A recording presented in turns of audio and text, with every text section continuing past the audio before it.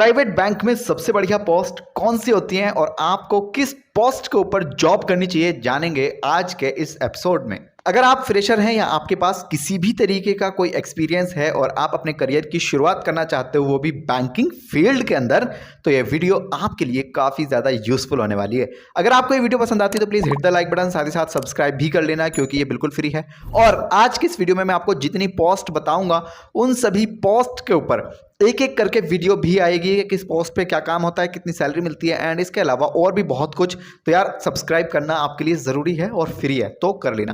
Post number 1 यहाँ पर है ब्रांच मैनेजर। जी हाँ, HDFC बैंक में या फिर किसी भी प्राइवेट बैंक में ब्रांच मैनेजर की बहुत वैल्यू होती है और ब्रांच मैनेजर आप आसानी से बन भी नहीं सकते, लेकिन मैं आपको बताऊंगा उसके क्या स्टेप्स हैं। सबसे पहले मैं आपको बता दूं, ब्रांच में होने वाले सारे कामों में ब्रांच मैनेजर की लगभग इन्वॉल्वमेंट होती है। ब्रांच मैनेजर सबसे पूछताछ करेगा, चाहे आप सेल्स ऑफिसर हो या रिलेशनशिप मैनेजर, आपसे कहीं ना कहीं ब्रांच मैनेजर भैया पूछेगा आपने आज क्या किया और क्या नहीं किया। ठीक है, तो यार हर चीज़ में थोड़ी मोड़ी ब्रांच मैनेजर की रोल जो है वो होती है, पहली चीज़। दूसरी चीज़ यह है, ब्रांच का जो फेस है, ब्रांच के अंदर बैठा हुआ सबसे ज़्यादा इंपॉर्टेंट आदमी जो होता है वो होता है आपका ब्रांच मैनेजर। तो पोस्ट तो काफ़ी बढ़िया है, लेकिन एक चीज़ और बता दूं मैं आपको, एक ब्रांच की जो भी परफॉर्मेंस आ रही होती है वो कहीं ना कहीं या तो ब्रांच मैनेजर की वजह से आ रही होती है या फिर ब्रांच मैनेजर ही उसको करवा रहा होता है। ठीक है, तो ब्रांच की जो परफॉर्मेंस है उसका जिम्मेदार हमेशा ब्रांच मैनेजर होता है। साथ ही साथ जो ऑपरेशंस में चीजें चल रही होती हैं वो भी कहीं ना कहीं ब्रांच मैनेजर के हिसाब से चल रही होती हैं और उसकी देखरेख भी ब्रांच मैनेजर ही कर रहा होता है। साथ ही साथ कस्टमर से रिलेशनशिप को किस हिसाब से बिल्ड करना है और कितना गहरा रिलेशन बनाना है, ये भी ब्रांच मैनेजर के अंडर आता है और ब्रांच मैनेजर आपको समझाता है, बताता है कि आपको किस तरीके से क्लाइंट के साथ क्या रिश्ता बनाना चाहिए और उसको किस तरीके से ट्रीट करना चाहिए। तो यार ब्रांच मैनेजर की जो जॉब है ना, ये काफ़ी डिफिकल्ट जॉब है, काफ़ी हार्ड वर्क करके आप यहाँ पर पहुँचोगे और बावजूद इसके भी आपको काफ़ी हार्ड वर्क करना पड़ेगा। ठीक है, लेकिन एक चीज़ यहाँ पर बहुत ही अच्छी है जो है सैलरी और साथ ही साथ रेप्यूटेशन। जी हाँ, अगर आप ब्रांच मैनेजर लगते हो तो आपको इज्जत अच्छी वाली मिलने वाली है, साथ ही साथ सैलरी भी बढ़िया वाली मिलने वाली है। ठीक है, तो यार इन दोनों चीज़ों को देखते हुए मैं आपको यही कोशिश करूंगा कि भैया अगर आपको जॉब लेनी है तो कोशिश करो ब्रांच मैनेजर की पोस्ट पर ले सको। लेकिन एक चीज़ हमेशा ध्यान रखना, आप बैंकिंग फील्ड में डायरेक्ट ब्रांच मैनेजर नहीं बन सकते। आपके पास 3 साल से लेकर 5 साल तक का रिलेवेंट एक्सपीरियंस होना ज़रूरी है बैंकिंग फील्ड में, और साथ ही साथ अलग अलग पोस्ट का, आई मीन टू से बैंकिंग फील्ड में अलग अलग पोस्ट का एक्सपीरियंस होना ज़रूरी है, जैसे कि क्रेडिट मैनेजर, साथ ही साथ क्रेडिट एनालिस्ट, साथ ही साथ रिलेशनशिप मैनेजर, इसके अलावा और भी बहुत सारी पोस्ट। ठीक है, और कहीं ना कहीं आपको सेल्स वगैरह की बहुत अच्छी नॉलेज होनी चाहिए, तब जाके आप एक ब्रांच मैनेजर बन सकते हैं। लेकिन ब्रांच मैनेजर एक अच्छी खासी रेप्यूटेड जॉब है अपने आप में, तो यार एक बार आप इस पोस्ट की तरफ देख सकते हो। और HDFC बैंक में, इसके अलावा सभी बैंकों में ये पोस्ट आज भी एग्जिस्ट करती है और अपने आप को एकदम अलग नेक्स्ट लेवल पर रखती है। इसी के साथ पॉइंट नंबर 2, रिलेशनशिप मैनेजर। देखिए, रिलेशनशिप मैनेजर की पोस्ट भी लगभग सभी बैंकों में एग्जिस्ट करती है। और अगर मैं बात करूं रिलेशनशिप मैनेजर के काम की, तो यहां पर उनका काम क्या होता है ये समझने की कोशिश करते हैं। एज ए रिलेशनशिप मैनेजर आप ऐसे क्लाइंट से मिलोगे जो कहीं ना कहीं इंडिविजुअल हैं या फिर कॉर्पोरेट सेक्टर में अपना करियर बना रहे हैं, काम कर रहे हैं।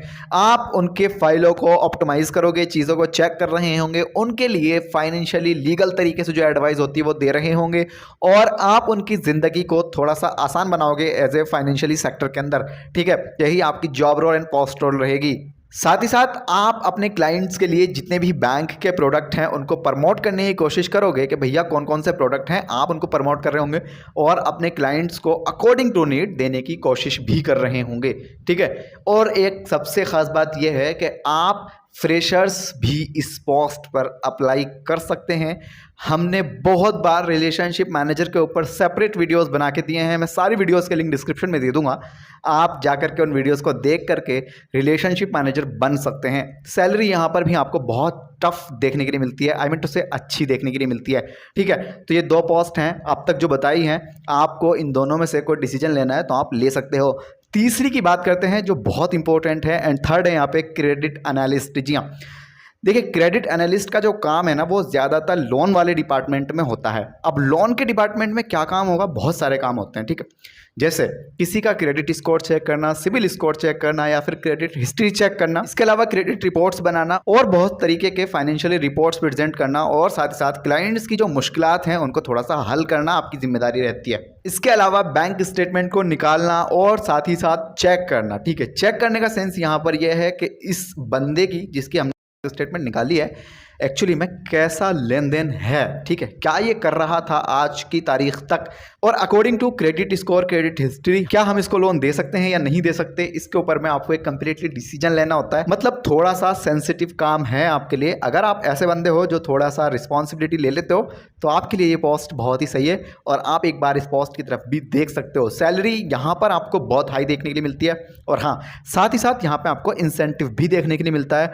और एक इंपॉर्टेंट बात, आप यहाँ से थोड़ा बहुत ऊपर से भी कमा सकते हो। ऊपर सेंस आप क्लाइंट से डायरेक्टली, अगर आपको अच्छा लगता है तो आप क्लाइंट से बोल सकते हो, मैंने आपको ये काम करवा के दिया है, थोड़ी तो मेरे को भी भाई पार्टी वार्टी दो, और इस तरीके से भी आप यहाँ से अर्निंग कर सकते हो। बट बैंक कहता है भाई आपको ये सब करने की ज़रूरत नहीं है, लेकिन अगर आपके रिलेशन क्लाइंट के साथ बहुत अच्छे हैं तो आप ये काम भी कर सकते हो। मतलब चलता है, इंडिया है, दुनिया है, तो भाई थोड़ा बहुत तो होता है, ठीक है, कर सकते हो, नो प्रॉब्लम। इसी के साथ नंबर 4, इन्वेस्टमेंट एडवाइजर। देखिए, जैसे कि नाम से पता चल रहा है, आपको ऐसी एडवाइस देनी है क्लाइंट को जो वो आपके बैंक में या फिर बैंकिंग फील्ड में इन्वेस्ट कर सके अपने पैसे को। आपको कंप्लीटली फाइनेंशियली प्लानिंग करके देनी होती है क्लाइंट के लिए कि भैया जी इतना काम कर लो, ऐसे कर लो और ऐसे समझा सकते हो। साथ ही साथ फाइनेंशियली भाषा को, फाइनेंशियली टर्म्स एंड कंडीशंस को क्लाइंट के लिए आसान करके समझाना होता है, ठीक है, जो वो अपने फाइनेंशियली गोल्स को अचीव कर सकें, जल्दी जल्दी चीज़ें कर सकें। तो आपका यहाँ पर भी एक्सपीरियंस्ड होना ज़रूरी है। इसके साथ साथ यहाँ पर अगर हम बात करें सैलरी की, तो वो भी बहुत अच्छी होती है। मतलब एक मोटी सैलरी आपको यहाँ पर इजीली देखने को मिल जाएगी। और इसके अलावा अगर आप इन सभी पोस्ट में से किसी एक पोस्ट पर अप्लाई करते हो तो इजीली जॉब तो मिल ही जाएगी, ठीक है। अगर आप चाहते हो कि या हमें इन पोस्ट के बारे में ज़्यादा नॉलेज नहीं है, आप एक काम करो, सेपरेट वीडियो बना के दो, एक एक करके कमेंट्स में लिख के बताओ किस पोस्ट पे सबसे पहले वीडियो बनाएं, और हाँ, हम बनाएंगे कंप्लीटली ब्रीफ में बनाएंगे, ठीक है। तो आप इस पोस्ट के लिए भी जा सकते हो। अगली देखते हैं। नेक्स्ट यहाँ पर रिस्क मैनेजर, पॉइंट नंबर 5। देखिए, रिस्क मैनेजर के लिए काम ना ज़्यादा आसान नहीं होता है, और यहाँ पर भी एक्सपीरियंस होना ज़रूरी है। आपको ना बहुत सारे ऐसे काम होते हैं बैंकिंग फील्ड के अंदर, कहीं ना कहीं रिस्क को चेक करना होता है, ठीक है। एक क्रेडिट वर्थनेस होती है ग्राहक की कि इसको हमें लोन देना चाहिए, नहीं देना चाहिए। ज़्यादातर टर्म्स एंड कंडीशन जितनी भी है बैंकिंग फील्ड में, वो लोन डिपार्टमेंट को लेके हैं, ठीक है। अगर आप एक लोन डिपार्टमेंट में जाते हो तो ये सारे टर्म्स आपको सुनने के लिए मिल जाएंगे, क्योंकि भाई लोन में लगता है पैसा, ठीक है, बैंक दे रहा होता है पैसा, पहले से परसेंटेज ले रहा है, लेकिन कोई पूरा ही लेके भागे तो क्या कर लोगे, नहीं। तो इसलिए क्रेडिट वर्थनेस एंड इसके अलावा सारी चीज़ें एक रिस्क मैनेजर के अंडर आती हैं, और चेक कर रहा होता है कैसे क्या करना है, करना चाहिए, नहीं करना चाहिए। आपका डिसीजन बैंक मान्य होगा, ठीक है। अगर आपने कोई डिसीजन दे दिया, नहीं दे सकता मैं इसको कोई चीज़, तो वो फिर कोई नहीं काटेगा, क्योंकि आपने वहाँ पे मेहनत की है और एक एक चीज़ चेक करके आपने बताया, ठीक है। लेकिन फिर भी कटती वटती नहीं है चीज़ें भाई, हो जाता है सबका काम, ठीक है। तो ये ध्यान रखने वाली बात यहाँ पर भी ये है। इसी के साथ पॉइंट नंबर 6, और ये है ट्रेजरी मैनेजर। आजकल ना बैंकिंग फील्ड में जो पैसा आता है ना, वो इंडिया के बाहर से भी आता है, हम कह सकते हैं फॉरेन एक्सचेंज, जी हाँ। तो यार इसमें भी ना बहुत तेज़ी से चीज़ें चल रही हैं। अब बाहर की जितनी भी ट्रांजैक्शन हो रही हैं, बाहर से जितना पैसा आ रहा है और इंडिया से जितना पैसा बाहर जा रहा है, चाहे वो एजुकेशन के पर्पस से हो या फिर बिजनेसेस, आप ना भैया सब पे नज़र लगा के रखोगे, ठीक है। एज ए ट्रेजरी मैनेजर आपका ये काम है यहाँ पर। साथ ही साथ जो चीज़ें रिस्क में आती हैं, ठीक है, जिसमें लगता है कि नहीं नहीं खतरा हो सकता है, तो आप उनको भी चेक कर रहे होंगे यहाँ पे साथ ही साथ, ठीक है, कि किसको कितनी चीज़ें करनी चाहिए, नहीं करनी चाहिए, ये आपको बहुत ही ब्रीफ में समझने की ज़रूरत है। इस पर्टिकुलर टॉपिक पर आई मीन टू से ट्रेजरी ऑफिसर या ट्रेजरी मैनेजर क्या काम करता है कंप्लीटली वैसे बताएंगे, तो यार सब्सक्राइब कर लो साथ ही साथ। और अगर अभी तक यहाँ तक देख रहे हो, लाइक नहीं किया तो क्यों नहीं कर रहे हो, लाइक कर दो, फ्री है आपके लिए। इसी के साथ पॉइंट नंबर 7, और ये लास्ट है, वेल्थ मैनेजर। देखिए, जैसे आपको नाम से पता चल रहा है, वेल्थ माने पैसा होता है, मैनेजर माने मैनेज करने वाला या मैनेज करवाने वाला। तो यहाँ पर आपका पैसा किस तरीके से मैनेज करना है, फाइनेंशियली क्या प्लानिंग करनी है, अपने करियर का ऑब्जेक्टिव को किस तरीके से फाइंड करना है, मतलब आप क्या चाहते हो अपने करियर से, पैसे को लेकर आपको कितना पैसा चाहिए, कमाना चाहते हो, डिफाइन करना चाहते हो, ब्रीफ करना चाहते हो, ये सब आपको पता होना ज़रूरी है इस पोस्ट पे अगर आपको काम करना है तो। और अगर मैं बात करूँ सैलरी की, तो सैलरी यहाँ पर आपको गुड एंड वेल मिलने वाली है, क्योंकि भैया यहाँ पे भी थोड़ा रिस्पॉन्सिबिलिटी वाला काम आपको मिलेगा। दोस्तों, ये टोटल 7 यानी कि 7 पोस्ट थी।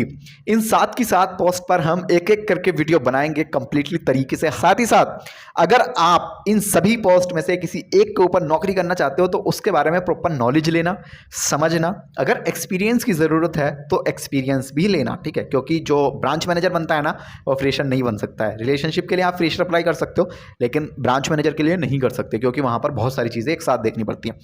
तो अगर आपको किसी भी पोस्ट पर अप्लाई करना है, कुछ भी करना है, आप हमारे चैनल सब्सक्राइब कर सकते हो। हम बताते रहते हैं कैसे क्या करना होता है। साथ ही साथ एक छोटी सी बात और बता दूं, जब तक आप अपने करियर को लेकर सीरियस नहीं होंगे आपको नौकरी नहीं मिलेगी। आप सोच रहे हो कोई ऊपर से बंदा आएगा, वो हमारा हाथ पकड़ेगा, बैंक में छोड़ देगा, हमारी नौकरी लग जाएगी, ऐसा बिल्कुल नहीं है। आज से ही अपने ऊपर काम करना शुरू करें, अपने आप को सीरियस समझें और हाँ, मैच्योर समझने की कोशिश करें। अगर 22 के भी हो गए हो तो ठीक है, अगर इसके ऊपर हो तो अच्छी बात है, लेकिन अगर 22 साल से ज़्यादा आपकी उम्र हो चुकी है तो भैया आज से अपने आप को इंसानों में गिनना शुरू कर दो। मैन वाली मेंटेलिटी के साथ जीना शुरू करो और एक अच्छी जॉब पकड़ने की कोशिश करो। रेफरेंस बनाओ, नेटवर्किंग में थोड़ा हिस्सा ले लो।